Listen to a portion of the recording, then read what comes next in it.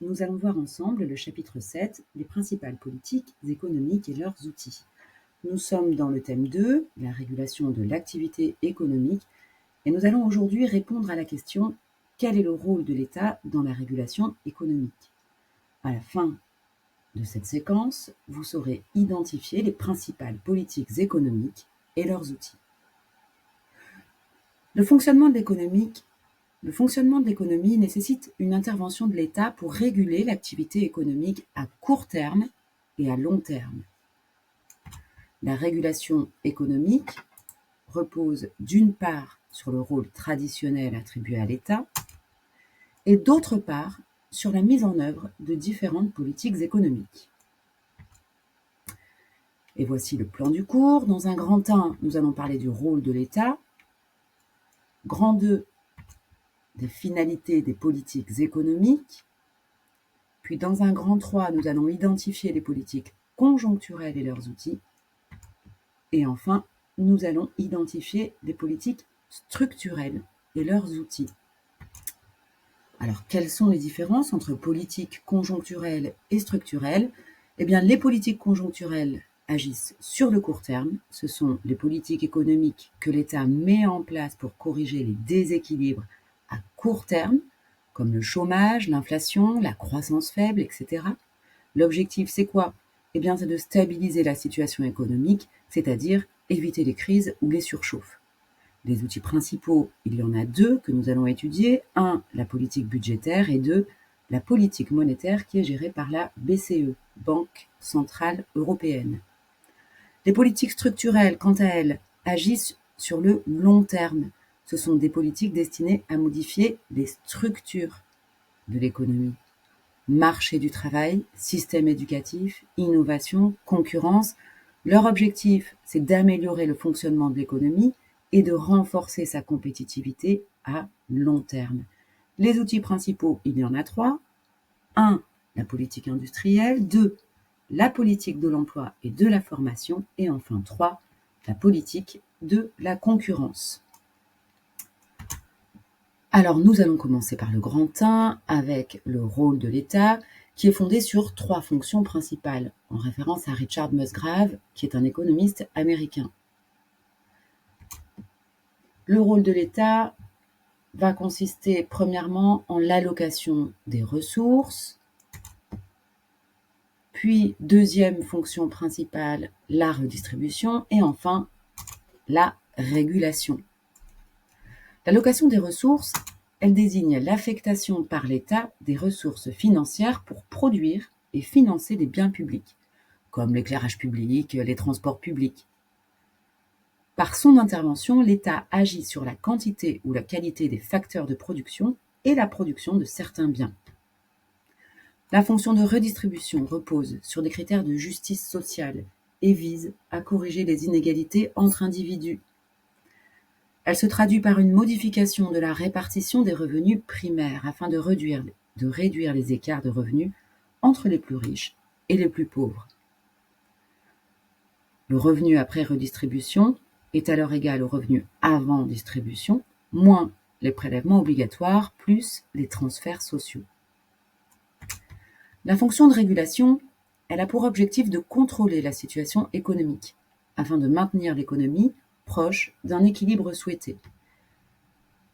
Pour ce faire, elle lutte contre les défaillances de marché, avec la production de biens publics, la réduction des externalités négatives, par exemple les nuisances dégradant l'environnement, et elle lutte contre les dysfonctionnements économiques tels que la concurrence déloyale, l'asymétrie d'information. La fonction de régulation repose donc sur la mise en place de règles qui accompagnent les politiques économiques mises en œuvre par l'État.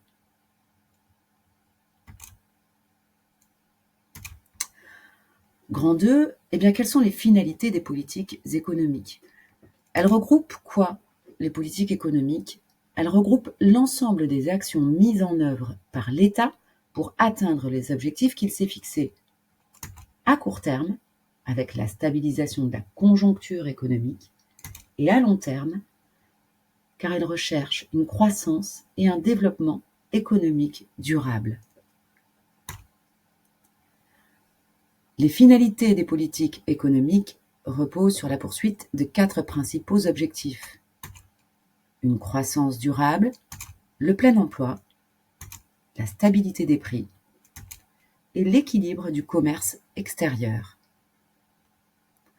La croissance économique d'un pays est mesurée par la croissance du PIB, produit intérieur brut. Le PIB mesure les richesses produites par les entreprises présentes sur un même territoire, quelle que soit leur nationalité. Il se calcule en faisant la somme des valeurs ajoutées des entreprises. Il comprend les productions marchandes qui sont créées par les entreprises et les productions non marchandes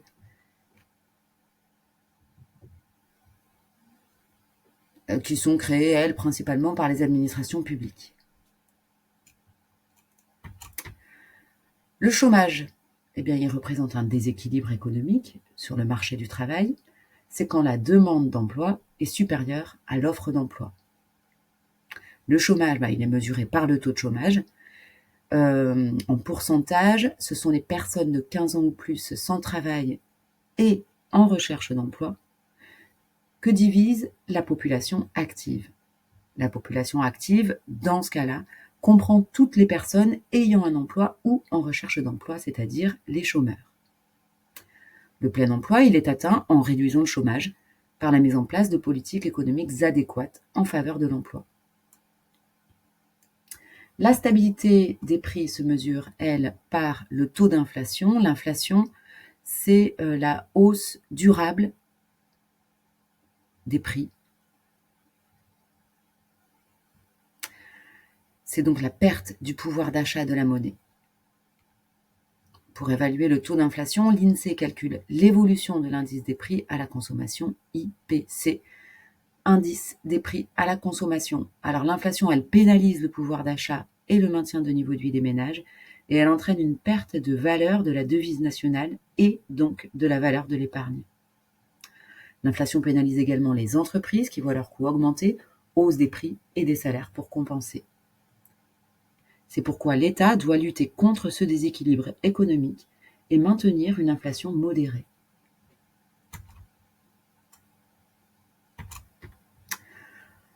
Nous passons au grand 3, identifier les politiques conjoncturelles et leurs outils. Alors les politiques conjoncturelles, elles visent à agir sur l'activité économique et à résoudre les dysfonctionnements à court terme. Puisque la conjoncture économique, c'est quoi? C'est la situation économique à un moment donné. Actuellement, la politique économique conjoncturelle de la France privilégie la stimulation de la croissance économique et la lutte contre le chômage. En stimulant la demande globale par une politique de la demande, l'État souhaite relancer l'activité économique, ce qui permettra de réduire le chômage et d'avoir une croissance plus forte. Afin d'encourager les ménages à acquérir des véhicules plus propres, l'État a ainsi mis en place des aides, telles que le bonus écologique et la prime à la conversion, qui vont stimuler la demande de véhicules moins polluants. Alors on parlait de politique de la demande. La politique de relance par la demande, c'est une idée qui a été mise en place par Keynes.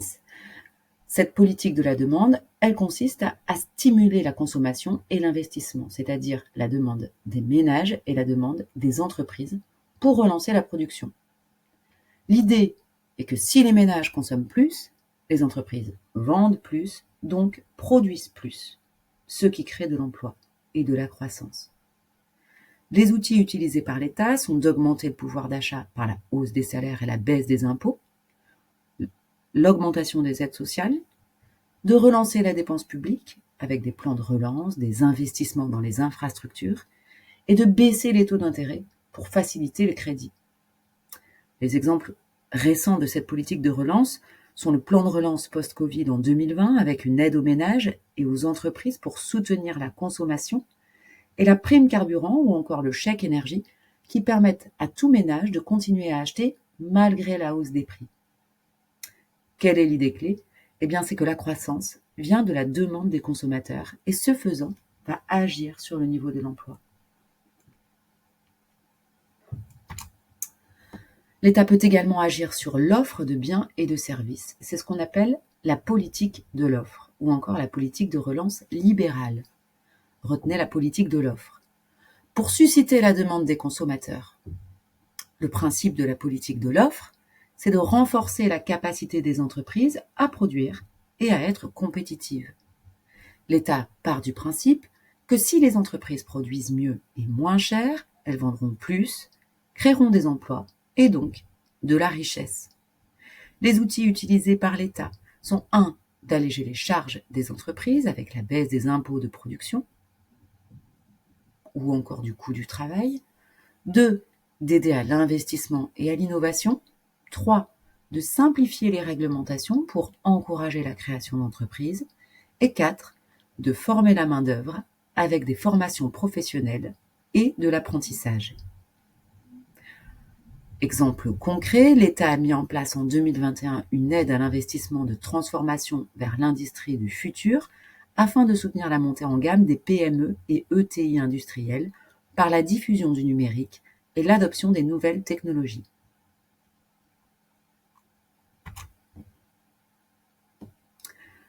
Pour mettre en œuvre ces différentes politiques économiques conjoncturelles, l'État dispose des outils de la politique budgétaire et de la politique monétaire. On a donc 2 outils pour la politique conjoncturelle. La politique budgétaire repose sur la variation des recettes et des dépenses qui constituent le budget de l'État. Les outils de la politique budgétaire sont donc la fiscalité, une diminution des recettes de l'État, peut améliorer le pouvoir d'achat des ménages, relancer la consommation, l'investissement et donc l'emploi. Par exemple, on supprime l'impôt de solidarité sur la fortune, on supprime la taxe d'habitation. Deuxième outil, les dépenses publiques. Une hausse des dépenses publiques crée des débouchés pour les entreprises. Attention, la politique budgétaire doit tenir compte du niveau du déficit budgétaire, qui correspond à un niveau de dépenses publiques supérieur aux recettes de l'État. Le deuxième outil de cette politique conjoncturelle, c'est la politique monétaire, qui consiste à réguler la masse monétaire, c'est-à-dire la quantité de monnaie en circulation, et à stabiliser les prix. Trop de monnaie en circulation est source d'inflation et d'une baisse de valeur de la monnaie.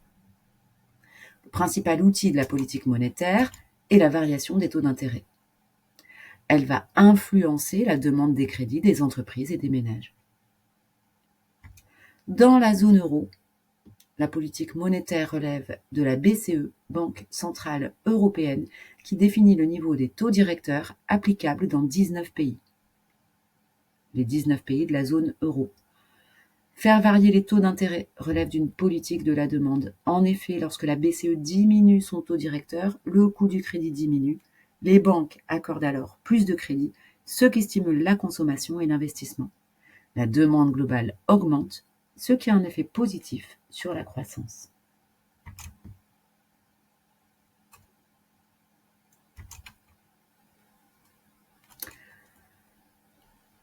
On passe au grand 4, identifier les politiques structurelles et leurs outils. Les politiques structurelles visent à agir sur l'économie à moyen et long terme en modifiant les structures économiques et sociales d'un pays et les conditions de fonctionnement des différents marchés.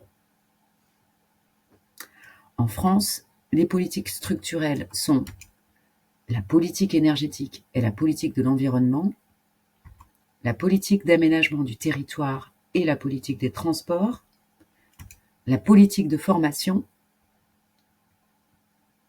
Alors pour revenir un petit peu, la politique énergétique et la politique de l'environnement, leur objectif est de privilégier les énergies renouvelables et non polluantes, de lutter contre la pollution et de protéger la biodiversité. Pour l'aménagement du territoire et des transports, ces politiques visent à corriger les disparités entre les régions et à développer les infrastructures de transport afin de répondre au mieux aux besoins des usagers. Et la politique de formation afin de développer le capital humain et d'accompagner le progrès technique et les secteurs en mutation. Pour conclure, les différentes politiques économiques menées par l'État, qu'elles soient conjoncturelles ou structurelles, qu'elles reposent sur une stimulation de l'offre ou de la demande, ont toutes pour objectif d'assurer une croissance et un développement économique durable. Les entreprises, en tant qu'acteurs économiques majeurs, sont donc directement affectées par les choix de politique économique du gouvernement. Merci pour votre écoute.